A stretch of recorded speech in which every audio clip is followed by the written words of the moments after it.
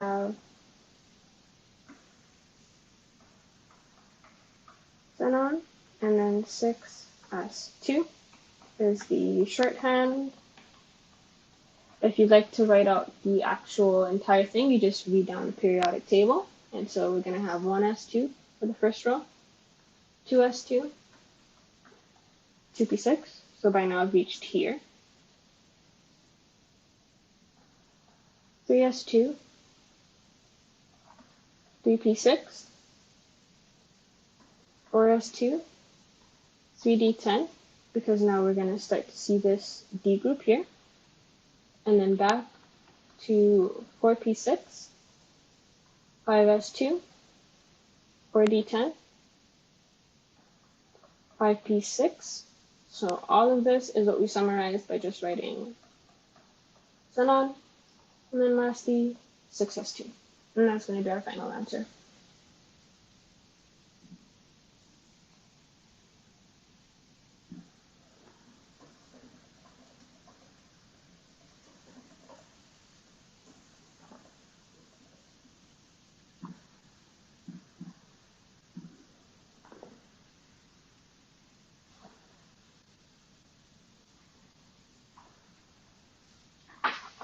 Okay, next up, we'd like to draw the Lewis structure of OF2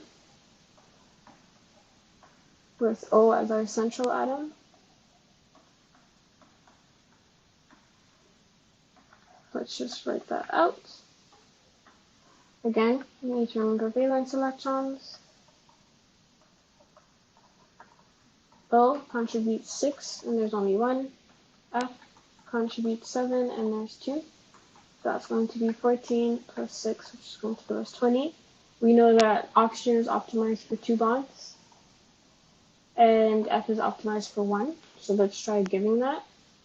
And you see that both seem to be settled that way. Let's see if we can fit in all of the remaining valence electrons.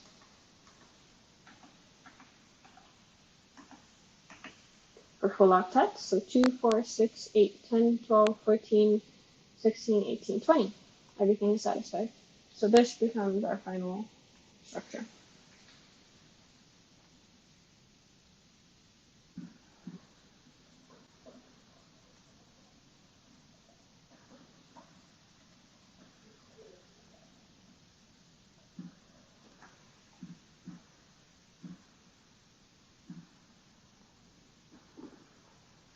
Okay, so we would like to find the possible Lewis structure for an isomer with the molecular formula C3H8O. So it would be tempting to assume that because the O is at the end, it would be a ketone or an aldehyde. But first, let's check if what the index of hydrogen deficiency is. And that's going to be 2C plus 2 minus the number of N minus the number of H minus any halogens we have over 2. So in the case of C3H8O, C is 3, H is 8. Oxygen isn't mentioned in this formula, so we don't include it. So 2 by 3 plus 2 minus 8 over 2. 6 plus 2 minus 8 is equal to 0. So this just becomes 0. So clearly all of the bonds to carbon are saturated, which means that this can't be a ketone or an aldehyde, because that would violate that, because it would imply a double bond to oxygen at some point. And so let's try the theorized structure of a simple alcohol and see if the valence electrons permit for it. And so let's saturate it. And lastly, we have OH. Trying all of the bonds. Okay, and check our valence electrons.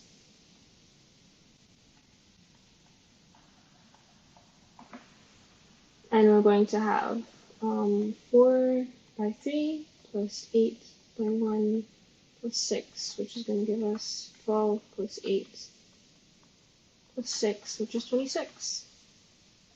So 2, 4, 6, 8, 10, 12, 13, 16, 18, 20, 22. So we have 4 electrons right here, it would be best to put them on oxygen because its octet isn't full yet.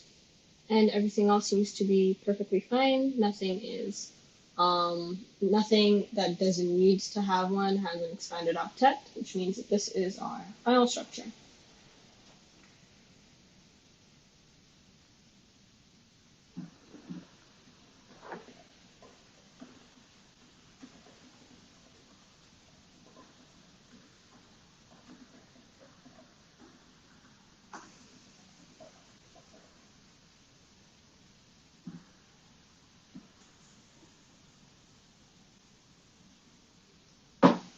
Okay, next up we have a calculation question.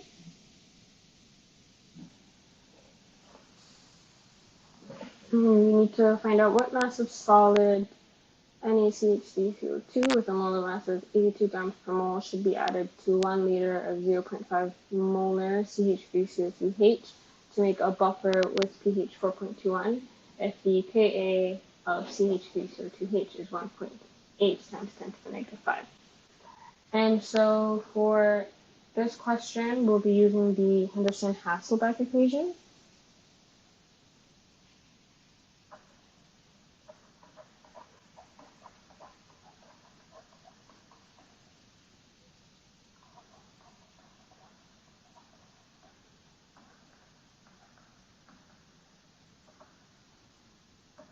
And that simply states that the pH is equal to the pKa plus the concentration of salt over, the logarithm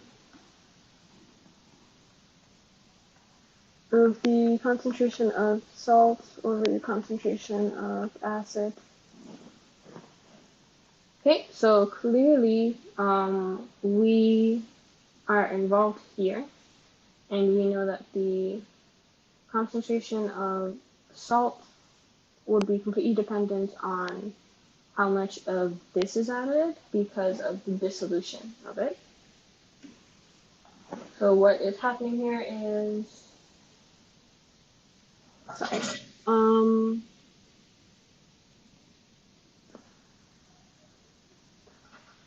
the moles of the salt is going to be the mass, which we are trying to find, over the MR. So that's going to be X over 82 grams per mole. The moles of the acid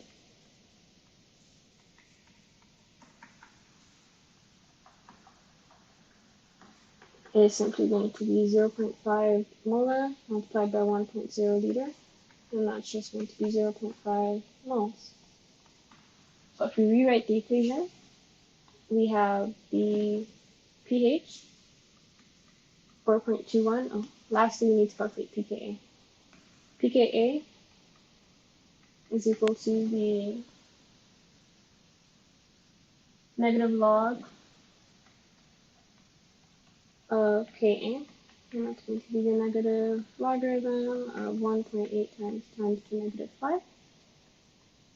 And that's going to give us 4.745.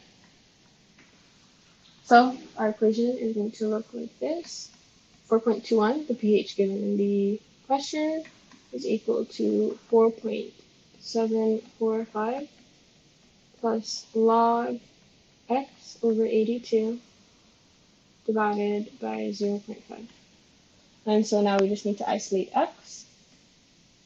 Let's just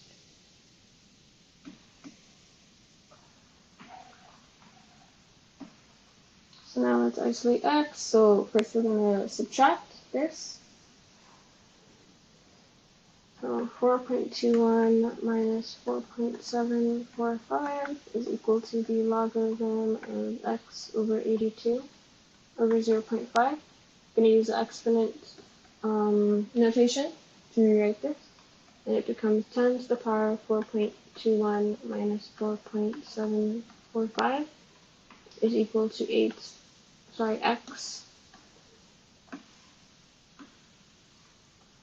we can just rewrite this as 82 times 0.5. And then just drop that over here. So 82 grams per mole, this is unitless, times 0.5 moles, so these two cancel, times 10 to the power 4.21 minus 4.745 is equal to x, and this is going to give us a final answer of 11.96 grams is equal to x. So you need to add 11.96 grams of this solid in order to make a buffer with a pH of 4.21, given all of these conditions.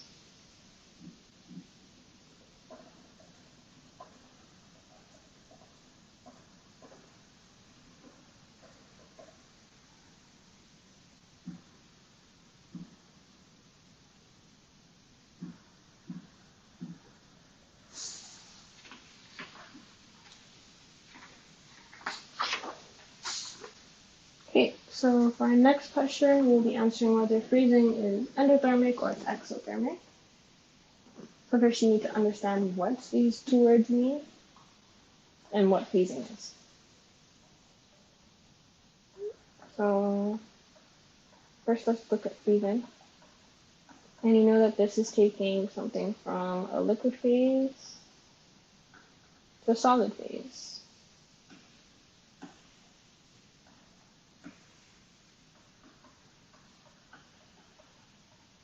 And if we'd like to visualize that, we know that in the liquid phase, they're a bit further apart and have more kinetic energy and aren't as rigid. To the solid phase, where they're practically fixed in position, so the kinetic energy is much lower, they're much more rigid, and so on and so forth. And so we're going from a state of high kinetic energy to low kinetic energy. And the kinetic energy that is missing can only be going one place, and that is outside of the system itself. And so now we need to think about what endothermic means and what exothermic means. So for endothermic, energy is flowing into the system. This is how things get hotter. So for example, when you wash your hands with hot water, you feel the heat because heat is flowing into your hands, quite literally. So this should be, for example, the process where you boil water too, and you add energy, causing it to eventually vaporize. And exothermic is the opposite. Energy is flowing out.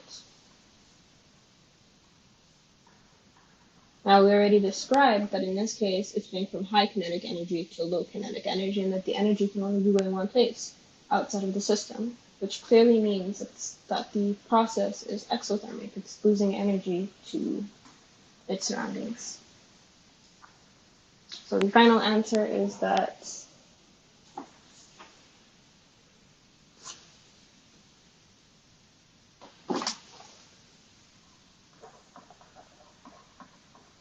freezing is an exothermic process.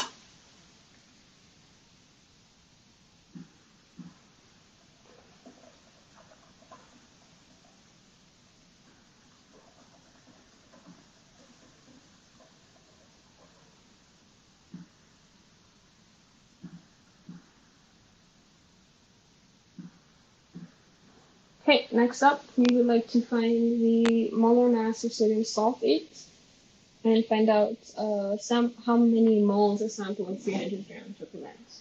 So the molar mass is just the sum of the number of a specific atom times the atomic mass of that atom.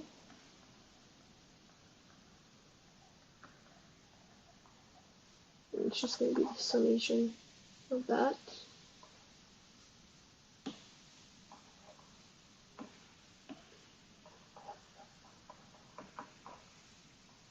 So if we look at Na2SO4, we have 2 sodium, 1 sulfur, and 4 oxygen, and we need to look at the atomic mass of each. So for sodium, we have 22.99 grams per mole. For sulfur, we have 32.06 grams per mole. And lastly, for oxygen, we have 16.00 grams per mole. So if we want to find the molar mass, it is going to be equal to 2 by 22.99 plus 1 by 32.06, and this is all in grams per mole, plus 4 by 16.00, and that is going to give us an answer of 142.04 grams per mole. This is going to be the molar mass of sodium sulfate. Next up, if we want to find how many moles are represented by 300 grams, we need to remember that moles is equal to mass over MR. There's unit consistency in this case, so we have a mass of 300 grams over an MR of 142.04 grams per mole. The grams cancel and the mole comes to the top. And this is going to give us 2.112 moles. And those are two answers.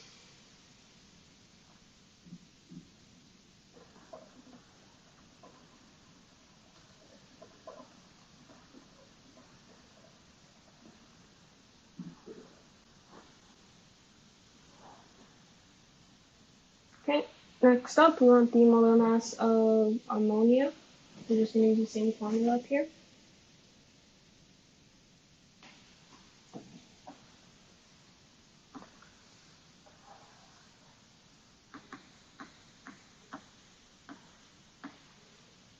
And just do the sum of the number of atoms multiplied by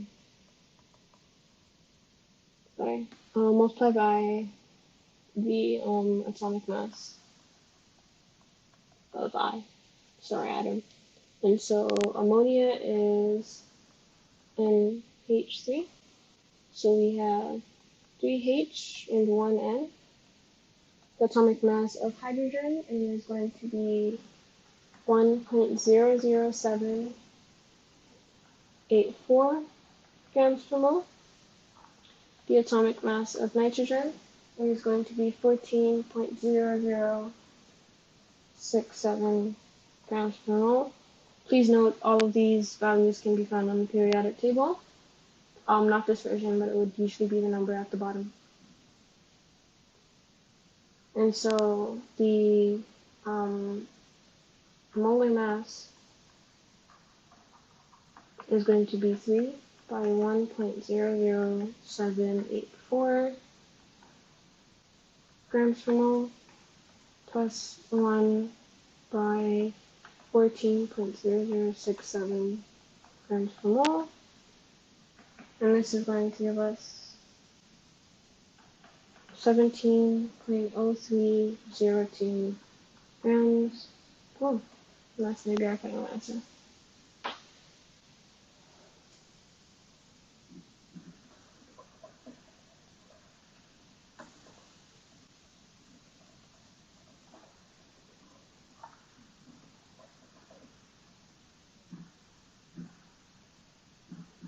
Okay, now for our final question, we'd like to find out the Lewis structure of NO2 minus. And so first let's count out those valence electrons. And please note that the charge adds 1.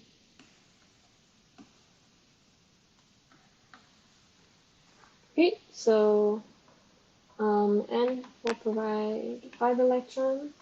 Oxygen is going to provide 6 electrons, but there are 2. And the charge will provide 1. So that is going to be 5 plus 12 plus 1, which is going to be 18 electrons that we need to take care of. And we know nitrogen is optimized for 3 bonds, oxygen is optimized for 2. So let's just write that out. And so let's start with the 2 bonds. But we see in this case, nitrogen isn't going to be happy, which means we will have to add one bond on one side.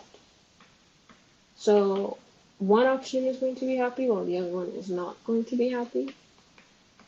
By not happy, I just mean it's going to be responsible for that charge that you see. And now let's just add on electrons to fill each of their octets. So 2, 4, 6, 8, 2, 2, 4, 6, 8, 2, 4, 6, 8. And so let's just check. We know that they're 18, 2, 4, 6, 8, 10, 2, 4, 6, 8, 10, 12, 14, 16, 18. Everything is satisfied. And because of the fact that this has can be on any of the two, let's just draw the resonance structure, which is just the same thing, but now it's on the opposite side.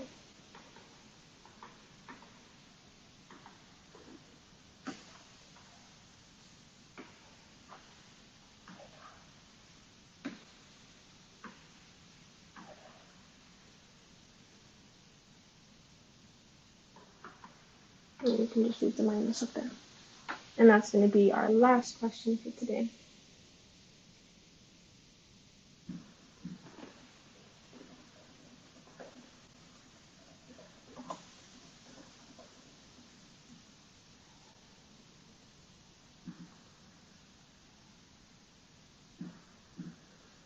Okay, that is all that I have for you today. I hope you enjoyed today's Q&A.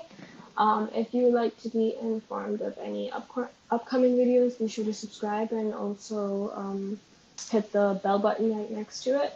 If you would like to post questions of your own, be sure to visit the links in the description so you can be able to access OneClass. Be sure to like, comment, and share with your peers. This has been Marlon from OneClass, and I hope to see you next time.